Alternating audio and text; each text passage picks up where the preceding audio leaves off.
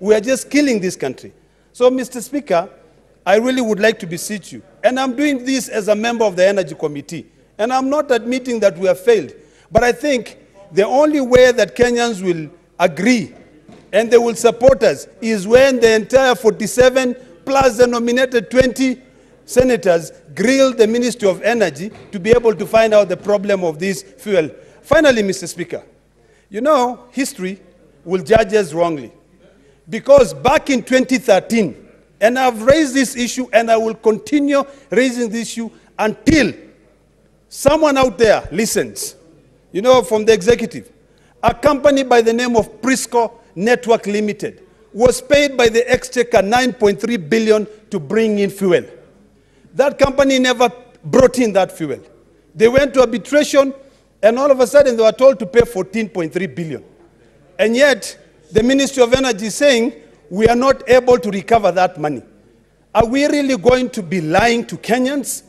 I see the ESCC calling today. Yesterday they called the board members of the Kenya Power and Lighting to be able to go and grill them because of allegedly they were interfering with tenders. Are we serious enough to bring in change into this country?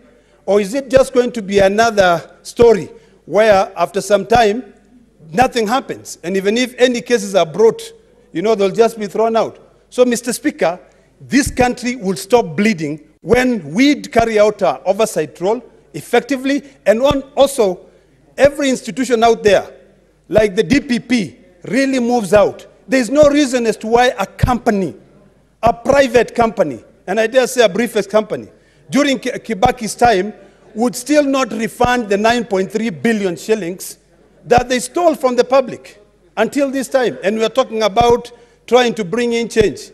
If there's anyone out there who doesn't understand that, we will never bring any change because of being complicit.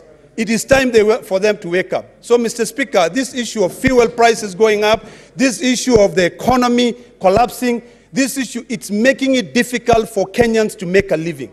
This House must rise to the occasion now and change that. Finally, Mr. Speaker, on the same issue of these government bodies, if you see what is happening in Kenya Power, Mr. Speaker, you will cry.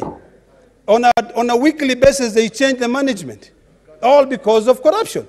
So, Mr. Speaker, I really would like to beseech you, don't send this to my committee.